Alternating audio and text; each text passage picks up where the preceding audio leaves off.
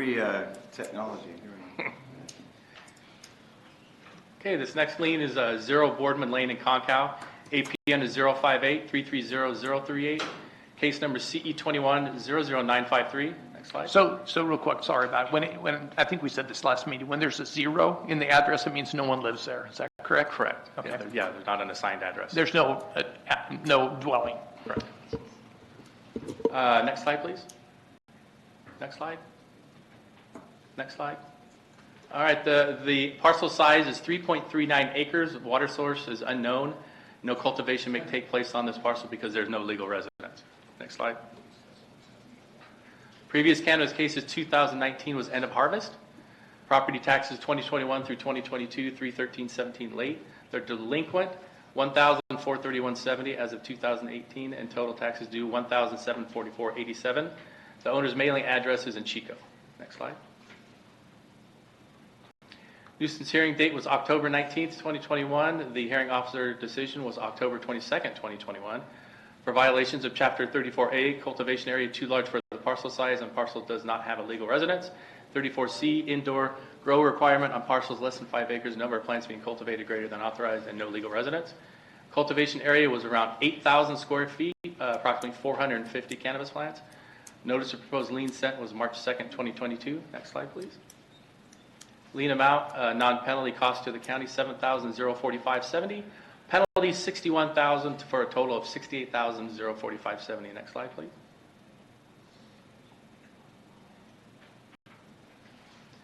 This is pictures from the helicopter. Some of them were under the hoop houses, and then there was one that was exposed. Next slide, please. Board recommended action approve the proposed lien of $61,000 and a special assessment of $7,045.70. I just have a question on this. When it just has a P.O. box, weren't before, like last time, we had people's names associated with this. We don't have anybody's names associated with these? We do have names, but it's just their listing address is a P.O. box. We have those a lot. I see. Yeah. Okay. Quick question on this one as well. It said its property taxes have been delinquent since 2018. Is that correct? Yes, sir. Okay, and refresh my memory, but under county code, after 5 years, the property goes up for sale. Is that correct? After 5 years of delinquent taxes? I'm not aware of that. That would be a tax. How does that work, County Council? Oh, there you are. Hey, Troy. This is Director Danila. It's 7 years, not 5. Oh, it's 7 years. Okay. So after 7 years. Is that true, Troy? Good morning, Chair Connolly, members of the board. Troy Kidd, Treasurer Tax Collector. It actually is 5 years. We have as under R&T code, we do have the right to sell the property after 5 years. We look at those on a case-by-case basis. Okay, just a real technical question. So after 5 years, this property comes up for sale, and essentially we sell it on the courthouse steps. Is that right? How does that work? We sell it through the tax auction process. Tax auction, okay. So it's actually online. Online, okay, thank you. And so if there's a lot of liens against this property, which is maybe worth more than, the liens are worth more than somebody's willing to bid on the property, then what happens? Yeah, it absolutely can happen. We are just now kind of getting into this. We had a tax auction this last year. Obviously, with this being a fairly new program, we're now coming up where those are starting to sunset. So just to clarify, the assessment, the special assessment, which is the cost to the county for Chris and his team, is put on the tax bill. The lien is put on the property. So it's completely separate. So we only really have the right to that tax piece on the tax bill. If the property is sold, it becomes a difficult situation because we have to try to protect that lien. And we've had some conversation with county council about that and that sort of thing. So oftentimes, to your point, if there's a lot of liens on there and taxes owed, then it would be greater than maybe what the property is worth, and so oftentimes they do not sell. Do we know? Oh, and then I'm sorry. And then what happens? Do we take ownership of those properties? No, the county never takes ownership of the property. Okay. No. And so the property just sits out there, and the owner can continue to use it. Is that correct? Yeah, Potentially. Unless somebody complains. So, That's the way it works. this last tax auction, we were very successful. I mean, obviously the real estate prices have been strong, but we haven't dealt with too many of the cannabis ones. Okay, thank you. I would like, while you're up here, and I don't know if this is your department or not, but how many liens do we have? How many lien properties do we have in Butte County? As far as cannabis liens or Yeah. code enforcement liens, that would be a question for Chris and his group. I don't have that information in front of us. You guys, okay, I'm curious about that. And then just overall, I mean, kind of following up on Supervisor Kimmelshoe's line of questioning, I'm just curious what that looks like on the books, from all the lien perspectives in Butte County. So it would be interesting to see what the liens are and why we have liens on them, how long we've had liens on them, et cetera. You would also have nuisance abatement and other. Right. So, okay. Thank you. Any other questions or comments? I'd like to bring up, at the last hearing, I also brought up that I feel that when people come before us, we see a lot of black and brown faces, particularly on these lien issues. When you look at our population rate of 1.9% African American and 17.7% Latino, the percentage of lien cases of these that go to lien on these cannabis issues are a very high percentage of black and brown people. I don't know why. I think that needs to be reiterated again. Thank you. Okay. Is there public comment on this? Nope, nope. You're not yet. I'm not to you. I'm asking her. I'll get you. Is there public comment electronically? No public comment electronically. Okay, I'm going to open public comment on this issue. If you'd like to speak on this particular issue, please come forward. Sure.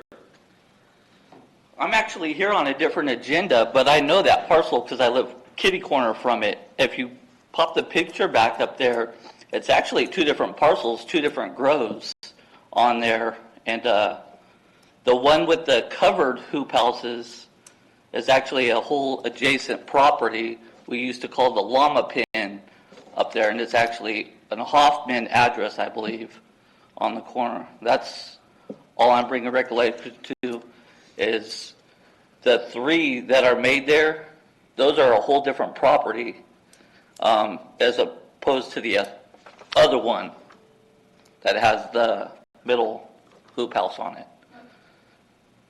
What do you mean by a whole nother property? It's a different property. It's a whole different property. It's actually got a different APN number, and they're different owners. They're not the same owner. Could that be true, Chris?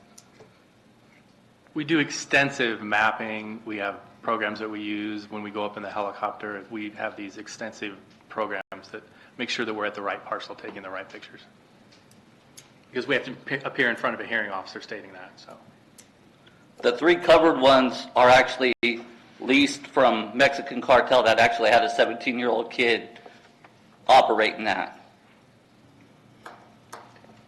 The one with the covered is a whole different property. I know this for a fact. So, I live up there. Thank you. Thank you. Thank you. Anyone else like to speak on this parcel? Yes, sir. Come to, Mr. no, come to the microphone, please.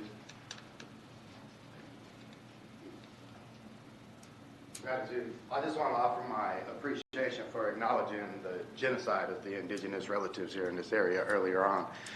Answer to that question is, it's the self-reported. This is what's being reported and who's being reported on is the discrepancy of these numbers according to what you guys have already put out there and laid out there to the public. Okay. Any other public comment on this matter? I'll close public comment. Question, Chris, did anyone show up at the hearing? No appearance by an attorney or an owner. Okay. I'll entertain a motion. I move the proposed lien and special assessment. Second. Any further discussion? All those in favor say aye. Aye. Any opposed? No. I'm going to abstain from this one. I'm confused on it by the gentleman's, his saying that he lives up there and it's a different parcel. I believe Chris has done all this, work, but I don't know why we get these discrepancies on property. I don't know. Supervisor Lucero, could I jump in on that point? Chris mentioned it, but at the hearing, this is when all this evidence would be introduced. The property owner didn't appear at the hearing, so there wasn't any contra evidence, but the county's burden is to prove who the owner is. We get a title report. The title report has a map of the property. We then use in this case, there are over, photos from the air through the GIS system that overlay the map from the title report to show that the grow is on the property in question. So the evidence was sufficient to persuade the hearing officer that it was this parcel, this APN, that there was the violation on the parcel. So Okay. I think when we hear this information come in outside the scope of the hearing, no one's in a position to address it, but it was addressed at the hearing itself. Okay, I'll reverse my vote. I'll vote in favor of this. Thank you. Okay, next up.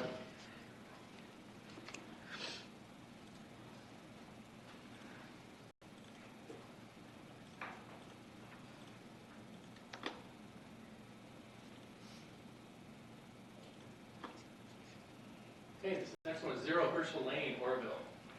APN is 072480011. Enforcement case number 2100987. Next slide. Next slide. Next slide. There you go.